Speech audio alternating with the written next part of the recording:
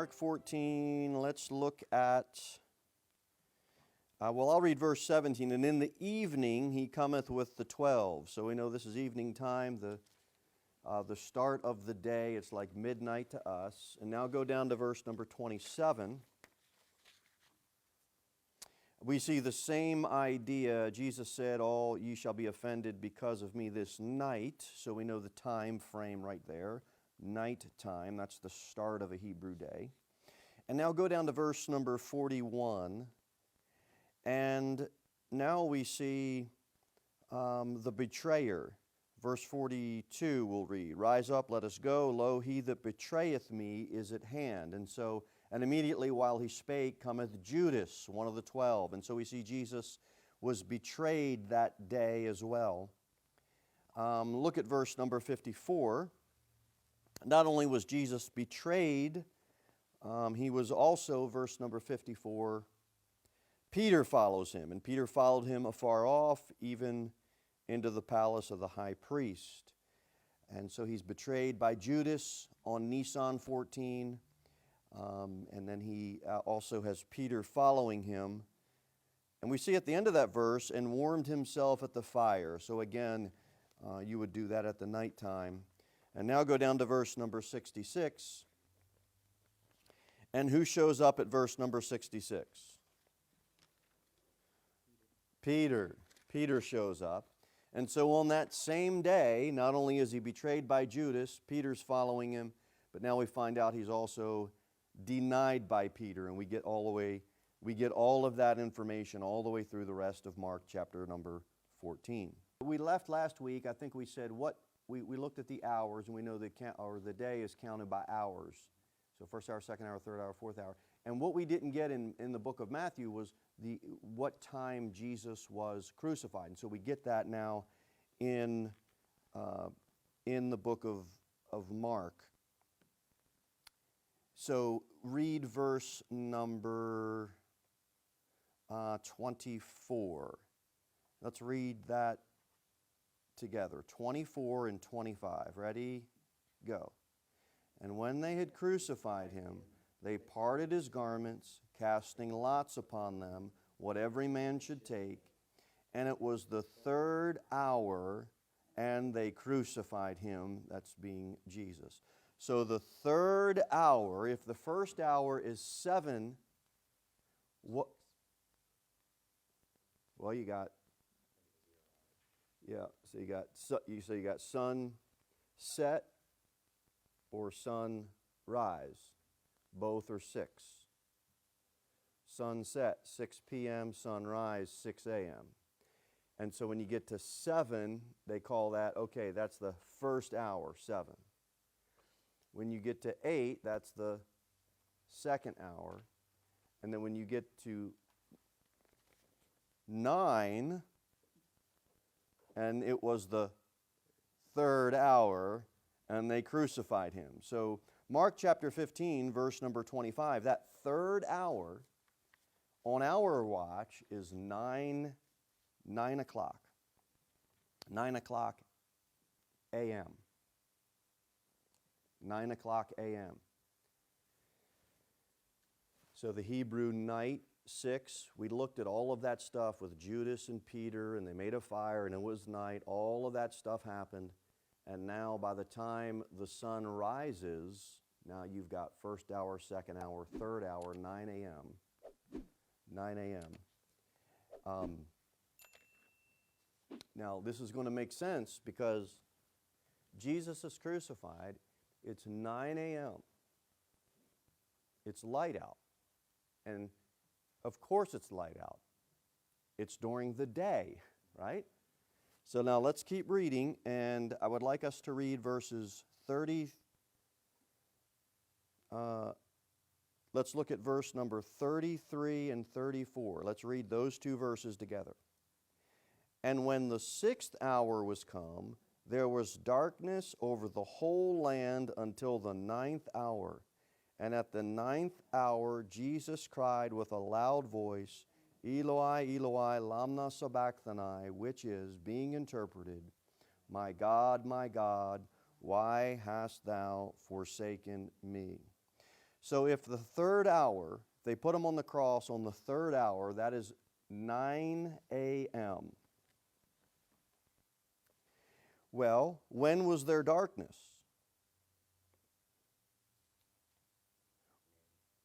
That's right. That is right.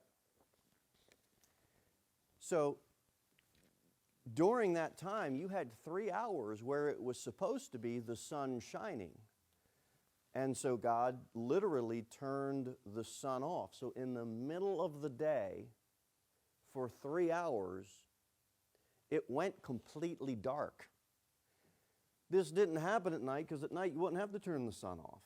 So the sun was fully out, and so God turns the sun off. And for 3 hours, there is complete and utter darkness. This wasn't an eclipse, and it didn't have anything to do with how the moon and the earth and the sun lined up. God just flipped a switch, and that was it. And it was darkness. Now, there's some really good preaching there that we won't get into. I'll just mention it. But when God poured His wrath upon His Son, it was a private matter. God turned the lights out. There's some preaching for parents there. Us as parents, if we have to chastise our children, it shouldn't be out in the middle of the Publix parking lot for everybody to see. It's a private matter. It's something between the Father and the Son, the parents and their children. It shouldn't be a spectacle, a parent just wearing their kid out in the middle of church. That's not at all what biblical chastisement is. But anyway, God turns the lights out, and He pours His wrath upon the Son for our sake. Praise God for it. And now we have verse number 34 we read. Look at verse number 35. And some of them that stood by, when they heard it, said, Behold, he calleth Elias. And one ran and filled a sponge full of vinegar and put it on a reed and gave him to drink, saying, Let alone, let us see whether Elias will come to take him down. And Jesus cried with a loud voice and gave up the ghost.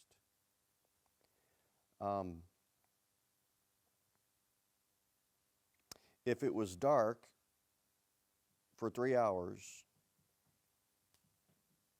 ninth hour, Jesus cried with a loud voice. That ninth hour, when Jesus cried out, that ninth hour would end up being what time? 3 p.m. Okay, 3 p.m. From 12 noon to 3 p.m., the sun was turned off. It was completely dark. That ninth hour, Jesus cries out with a loud voice. He gives up the ghost. That ninth hour is 3 p.m. That's when Jesus gives up the ghost. So how many hours? There's 24 hours in the morning and day, in that Jewish day. There's 24 hours. We are at 3 p.m. And so how many hours are left before Nisan 15 comes to play? 3 hours. 4, 5, 6 p.m. Okay, we got it.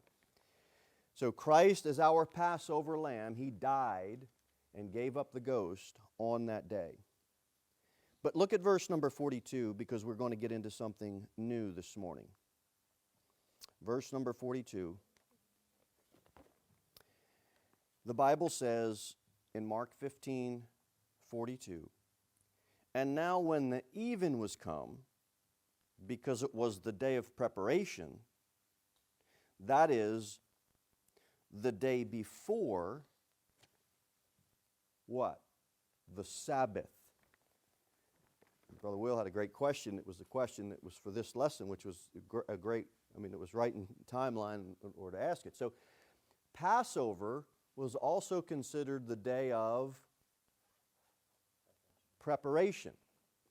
They had to prepare, which is why it was called a preparation day, because Nisan 14 is the Passover, but Nisan 15 is called what in that verse?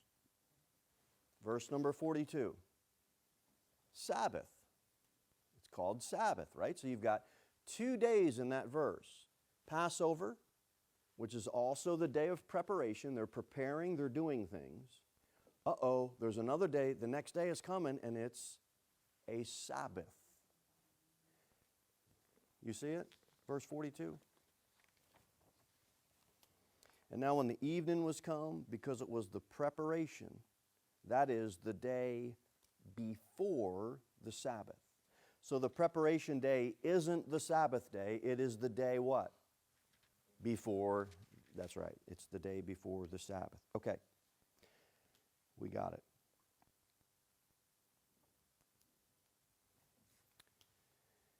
Well, it must be Good Friday, because the Sabbath is Saturday, and it has to be Good Friday because that's the day before the Sabbath, except that is not completely true. Number one, we'd already talked about it can't be. It can't be the weekly Sabbath, because Good Friday to Sunday, does that add up to 72 hours? It does not. It does not. So we have a problem. Let's see if we can solve the problem.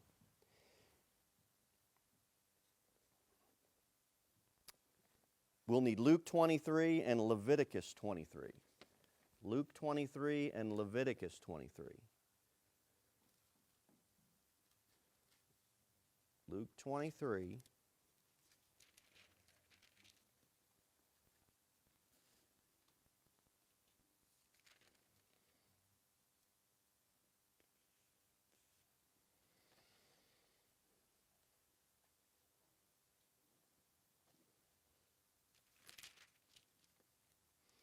All right, Luke 23.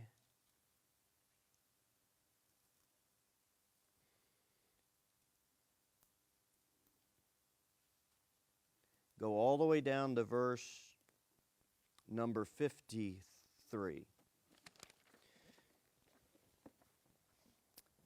Luke 23:53. Let's read that together. And he took it down and wrapped it in linen and laid it in a sepulchre that was hewn in stone, wherein never man before was laid. And that day was the preparation. We've already established that the preparation is before the Sabbath. Jesus dies at 3. There's 3 hours left in that day.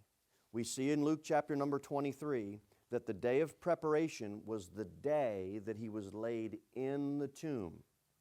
And it had to have been done before 6 p.m. because that would have been Nisan 15, and that would have been the next day, which was the Sabbath. They were not able to do anything on the Sabbath because they were Jews. They did no work whatsoever. Well, I don't understand, because there's, if it's not Saturday, what Sabbath is it? All right, let's keep digging in our Bible. Go to Leviticus 23. Leviticus 23.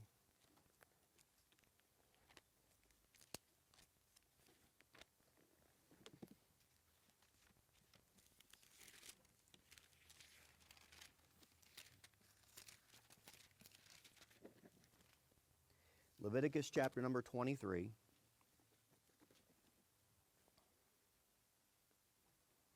And let's read verses, we're going to read this together. Leviticus 23, let's read verses 5 through 8. In the 14th day of the first month at even is the Lord's Passover. And on the 15th day of the same month is the feast of unleavened bread unto the Lord. 7 days ye must eat unleavened bread. In the first day ye shall have an holy convocation.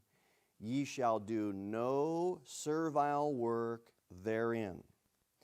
So it was a holy convocation. This was a special Sabbath. It was not the weekly Sabbath at all. The weekly Sabbath was on Saturday. Wednesday, Jesus died, and was buried in the tomb. That was the Passover day, Nisan 14. Well, Nisan 15 starts the Feast of the Days of Unleavened Bread. That lasts for 7 days. Well, the first day of unleavened bread and the last were considered Sabbaths. They were special Sabbaths. So they had to get Jesus' body in the tomb on Nisan 14 because Nisan 15 would be considered what, girls? The Sabbath. The weekly Sabbath? No. What Sabbath?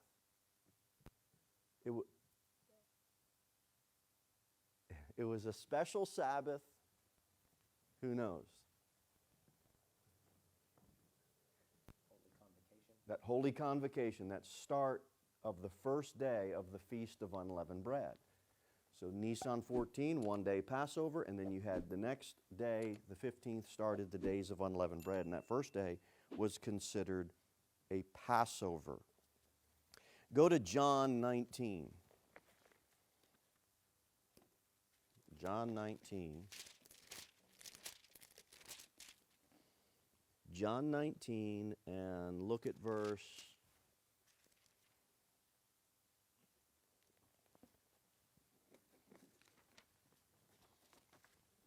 All you young people, stand on up. Stand up with your swords. And you want John 19, and I would like you to read verse 31 together. John 19, read verse 31. Ready? Go. The Jews therefore, because it was the preparation that the body should not remain upon the cross on the Sabbath day, for that Sabbath day was an high day, besought Pilate with their legs might be broken, and that they might be taken away. All right, now follow me along in that verse. What day did the body have to be taken down? Verse number 31. It was the preparation day, right. It had to come off of the cross because what was the next day? The Sabbath day, and that Sabbath day in John 19 is called a high day. It was a high or special Sabbath day. So Jesus had to have died and he had to have been buried all on Nisan 14. Because Nisan 15 starts the Feast of Unleavened Bread, and that first day's a Sabbath. Nobody is able to work. You cannot do any work. All right, thank you, young people. John 19, the last verse. Let's read John 19:42. Let's all read that together. There laid they Jesus, therefore, because of the Jews' preparation day, for the sepulchre was nigh at hand. So he was buried on the preparation day. Go to Mark 15. Mark 15.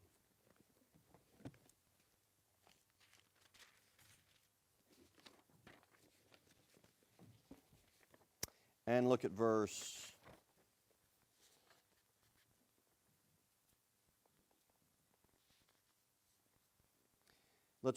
46 together. Mark 15, verse 46.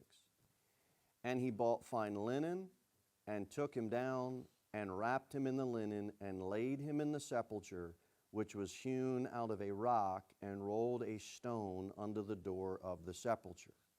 That had to have been done on the 14th because they wouldn't have been able to do any of those activities that's considered work on a Sabbath day, which was the next day. So Jesus died. He didn't die on Good Friday and then rise again on Sunday. Jesus died, it was on a Wednesday. Nisan 14 is when Jesus died and was buried. Nisan 15, if Nisan 14 was Wednesday, what was Nisan 15, Milani? It was Thursday. And the Passover is done, and now it's the start of what feast? Josiah? The Feast of Unleavened Bread. How long does the Feast of Unleavened Bread last? 7 days. The first day of the Feast of Unleavened Bread is considered what? A regular day or a special high Sabbath day? That's right. That is right. You got it. You got it.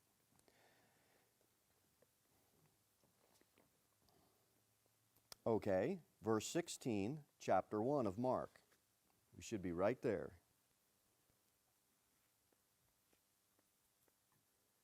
And when the Sabbath was past, Mary Magdalene and Mary the mother of James and Salome had brought sweet spices that they might come and anoint him. When did they do that? It wasn't on Wednesday. Christ died and was buried. It couldn't have been on Thursday because they couldn't work. It was a Sabbath day. So it had to have been, what day are we on now? Friday. Nisan 16. See that? Nisan 16. Wednesday he dies. Thursdays it's the Sabbath. They can't work. Friday they can actually bring spices. They can do stuff. It's not a Sabbath day. So that's how that timeline works out. Go back to Luke. Luke 23. Luke 23.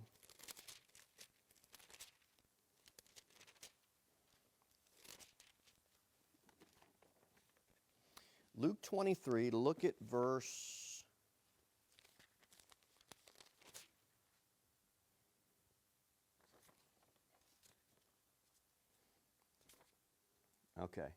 50.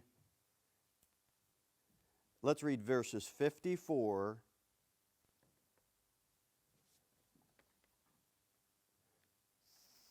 through the first verse of chapter 24. Let's read that together. We'll start in verse 54 of Luke 23.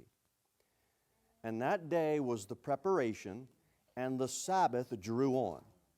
And the woman also, which came with him from Galilee, followed after and beheld the sepulchre and how his body was laid.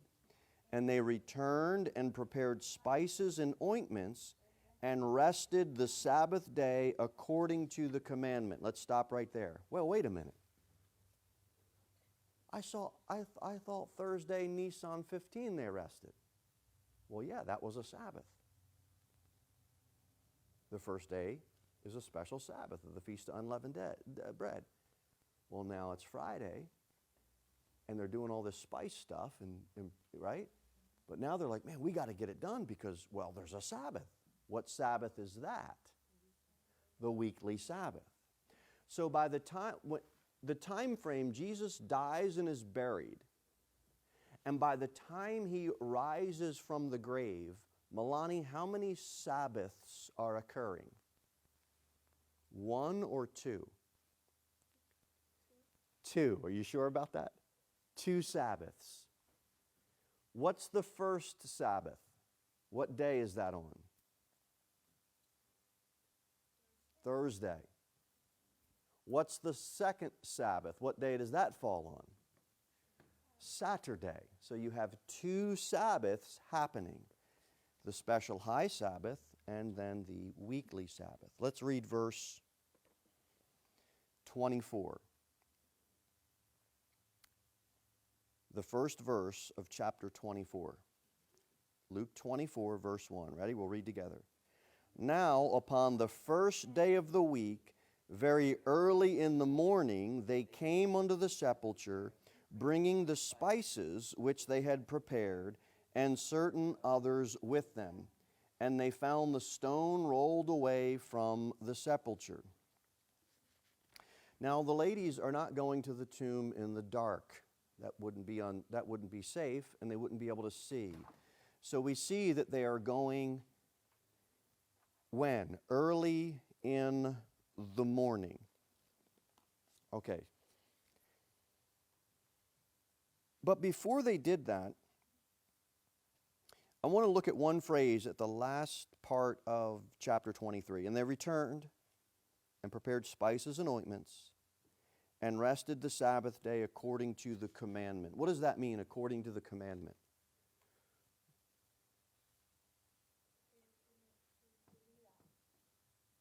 The 10, right. That's right. So it was according to the commandment. In other words, it's pointing back to just confirming, okay, this is the weekly Sabbath. Exodus 20 and then Deuteronomy 5 is the other cross-reference for that. And it gives, according to the commandment, what commandment? The law of Moses, that commandment that was given to the Jews. Now, when we read Luke 24, verses 2 and 3, does it say that Jesus rose from the dead on the first day of the week? What does it say? It says they found nothing. It's an account of the ladies getting there the first day of the week. It's an account of the ladies showing up on Sunday and they don't find anything. So if we believe the prophecy found in Matthew 12, 3 days and 3 nights, Jonas and the Son of Man being the heart of the earth 3 days and 3 nights, then if it's Nisan 14 that Jesus is died and is buried, and he has to be 3 days and 3 nights in the tomb, what day did Jesus rise from the dead? Wednesday, Nisan 13 or 14. Thursday, Nisan 15. Friday, Nisan 16. Saturday, Nisan 17. That Saturday would be a Sabbath, the weekly Sabbath. You know when Jesus rose from the dead? If it was Sunday morning, that would have been 3 days and 4 nights. So biblically, Jesus didn't rise from the dead Sunday morning. Where we get that sunrise worship service is not the rising of the Son of Man, it is the rising of the solar sun that Egyptians and Chaldeans have worshipped all throughout time. So Jesus didn't defeat death on Sunday. The ladies show up and he's not there. Because if he rose from the grave on Sunday, you would end up having Thursday night. Right? So Wednesday at 6 starts Nisan 14. Then you got Thursday, Friday, Saturday. Is the math making sense? Making sense? Go to Matthew 12. We'll do one more thing. Matthew 12. What is Sunday named after for our calendar, our solar calendar? Sunday is the sun god. Monday is who? The moon god. Moon's day. Tuesday is what? Tyre. Wednesday is Odin. Odin's day, Wednesday. He's a god. Tyre is his son. Thursday is what? Thor's day. Thor, the sun god, Thor. I thought he was the god of thunder. Thunder, yeah. Thor is the god of thunder. That's right, Jamin. Yeah. Friday is the god Freya. Friday. That's Odin's wife, supposedly, in Greek mythology. So all the days that we have are all named after solar calendar Egyptian and Chaldean god. Now, there's nothing we can do about it. So if you wanted to technically be as biblical as you can be with our language, we wouldn't say to people we worship on Sunday, even though we do. We would say, well, we worship on the first day of the week. That's when Christians always have traditionally, see through the book of Acts, they met on that first day. So people say, what day do you meet on? The first day of the week. I mean, there's nothing you can do about some of this stuff, nor do we need to trouble ourselves to try to change it. We just know, just for our own knowledge, how that comes about. But in Matthew 12, this is cool.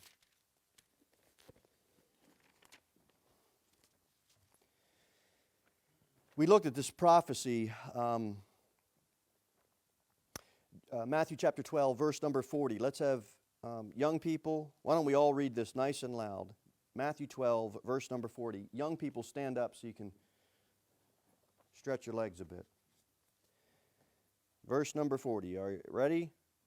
For as Jonas was 3 days and 3 nights in the whale's belly, so shall the Son of Man be 3 days and 3 nights in the heart of the earth. That prophecy has to be fulfilled. Now, what is interesting about this prophecy in Matthew 12 is this. Look at the beginning of the chapter. Matthew 12. I'll read the first 2 verses. At that time, Jesus went on the Sabbath day through the corn, and his disciples were an hungered and began to pluck the ears of corn and to eat. But when the Pharisees saw it, they said unto him, Behold, thy disciples do that which is not lawful to do upon the Sabbath day. So Jesus gives this prophecy at the end of Matthew 12 about 3 days and 3 nights from Jonah. And he gives that after the chapter starts with the Pharisees giving them a hard time about what? The Sabbath, right? And doing work on the Sabbath. What does he say in verse number 8? Young people, read that one out loud. Matthew. Once again. And now Jesus completely blows their mind like he always did to the Pharisees. And he's going to tell them something. Well, I'm the Lord of the Sabbath. And then he says, hey, guess what, guys? Look at this. Verse number 11. And he said unto them, because they said, oh, you can't heal on the Sabbath. You can't do nothing on the Sabbath. He's like, fellas, it's probably, I'm paraphrasing, but it's probably best y'all just be quiet because I'm the Lord of the Sabbath. And then he says in verse 11, and he said to them, what man shall there be among you that shall have one sheep, and if it fall into a pit on the Sabbath day, will he not lay hold on it and lift it out? How much then is a man better than a sheep? Wherefore it is lawful to do well on the Sabbath days. You know what Isaiah says about a pit? He says, yet thou shalt be brought down to hell, to the sides of the pit. In Revelation, you know what hell is referred to as? The bottomless what? Pit. Do you know when you find the word pit in the Bible, there's a context of the word pit that means hell? Jesus completely blew their mind. There's a lot of preaching in this chapter, but one doctrinal truth that is important to realize, Jesus is the Lord of the Sabbath. And if men are going to be dropping into hell, I am going to die on a cross, be buried for 3 nights and 3 days, and on the Sabbath day, the 3rd day, you know what I'm going to do? I'm going to defeat death, and I am going to rise from the grave because I am not letting any of my sheep die in a pit. And he rose from the dead before 6 p.m., the start of what we would call the first day of the week or Sunday. He had to have gotten out of the grave by 6 p.m. Sunday because he's the Lord of the Sabbath. That's our Savior. Wrap up a few loose ends on those 3 days and 3 nights next Sunday. School, and then we'll get into something else. But any questions? Now be the time to ask. There's no such thing as a dumb question.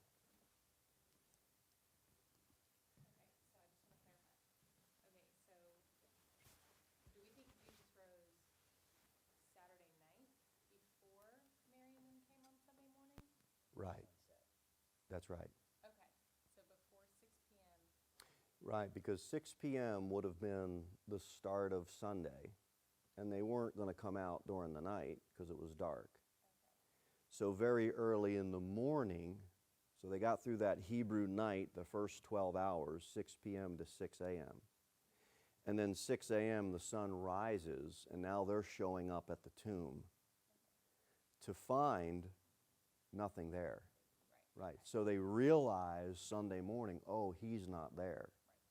But he had come up from the grave to get 72 hours. He had come up from the grave right before 6 p.m.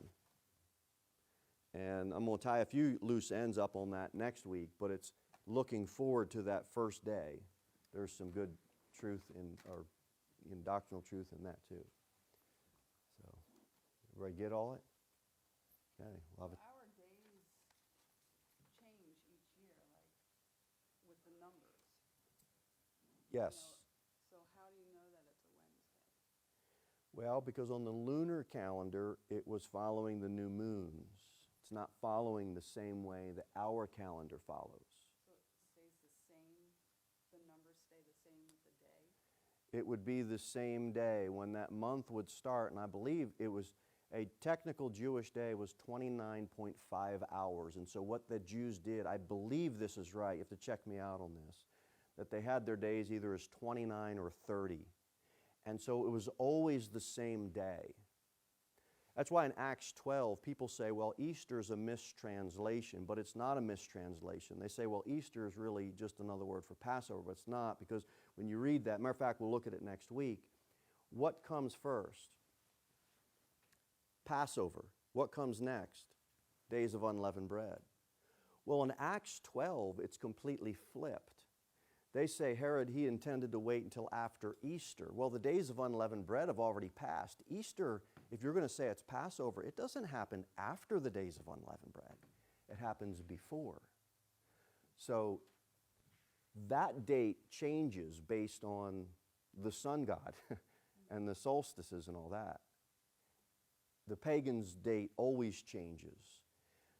Yes, ma'am. So are we saying that we know back then it was the 14th and that's when he died, but the 14th of this year may be on a Tuesday or a Monday? Correct. Okay, so we just know what days it was that he died on that 14th of that time, but the 14th of this year would be a different day. Right. Okay, Because of our calendar. that's right, of our calendar, because it's a solar calendar. Right.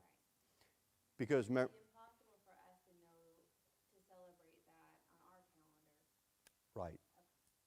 Because I don't think he wants us to have these special high holy feast days. He gave that to the nation. He wants us to now, well, it's the Lord's Day. Well, he rose from the grave, and now his burden is light, his yoke is easy, find rest in him. And so every day we're finding rest in the Lord. That's where our rest lies. He is our rest. He is our Lord of the Sabbath. So that's the idea. And then remember, we looked at those months. Those lunar months would fall in the middle. So that's it on that. All right, next week we'll wrap up some things, and then we'll get into some other neat things.